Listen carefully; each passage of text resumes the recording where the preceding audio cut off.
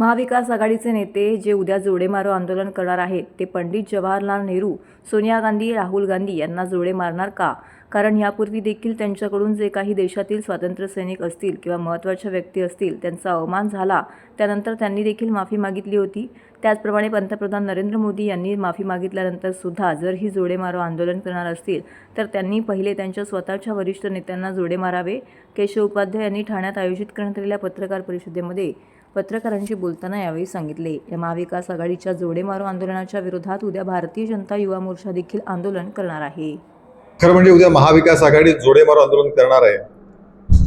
माझा त्यांना पहिला प्रश्न असा आहे की ते पहिले जोडे नेहरू, सोनिया गांधी आणि राहुल गांधी या तिघांना जोडे मारण्याचं पहिली सुरुवात करण्याचं काम नाना पटोले, उद्धव ठाकरे आणि जयंत पाटील किंवा शरद पवार गटाचे जे कोण नेते आहेत ते हे करणार का? कारण माफी मागणं हे काय पुरेसं नाही अशा पद्धतीची विधानं आज आली. माफी मागणं पुरेसं नसेल तर मग पंडित नेहरूंनी माफी मागितली होती.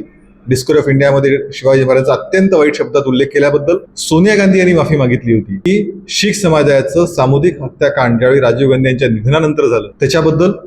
आणि राहुल गांधी तर दस्तूरकृत्य कोर्टात माफी मागितली. जर माफी मागणं पुरेसं नसेल तर या तीन नेत्यांना पहिले जोडे मारून तुम्ही सुरुवात करणार का, असा माझा पहिला प्रश्न महाविकास आघाडी सरकारला. असं आहे की भारतीय जनता पार्टीचे युवा कार्यकर्ते छत्रपती शिवाजी महाराजांच्या पुतळ्यापाशी जातील, त्यांना आदरांजली वाहतील, छत्रपती शिवाजी महाराजांबद्दल कृतज्ञता व्यक्त करतील आणि त्यानंतर महाविकास आघाडीला प्रश्न विचारेल की अडीच वर्षामध्ये नेमकं तुम्ही काय केलं. विशालगडावरती आक्रमण हटवणं सुरू होतं त्यावेळी तुमची भूमिका का होती.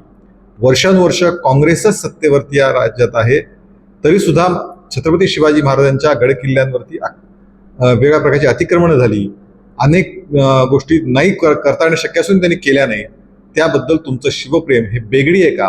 कर्नाटकातला शिवाजी महाराजांचा पुतळा हटवला गेला त्यावेळी तुमची भूमिका नेमकी काय होती?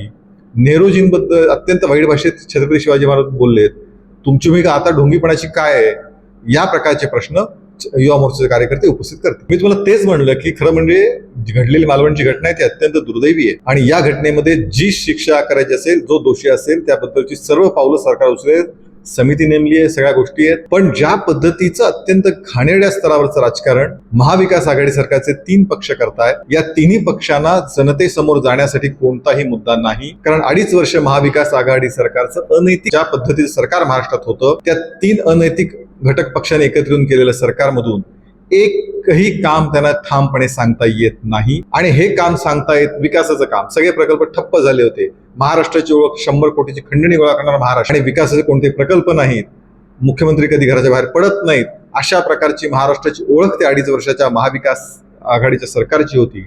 या उलट युती सरकारने अनेक विकासाचे प्रकल्प आणले, ते विकासाचे प्रकल्प दृश्य स्वरूपात दिसायला लागले आणि त्यामुळे येणाऱ्या निवडणुकीमध्ये विकासाचा कोणताही अजेंडा महाविकास आघाडीकडे नाही, त्यांना तो ठेवता येत नाही. आणि म्हणून नकारात्मक महाराष्ट्रातलं वातावरण पेटवण्याचा, महाराष्ट्रामध्ये अराजकता निर्माण करण्याचा शरद पवार आणि उद्धव ठाकरे महाविकास आघाडी प्रयत्न करते हे गेल्या 15-20 दिवसातल्या घटनांवरून आपल्याला दिसून येते.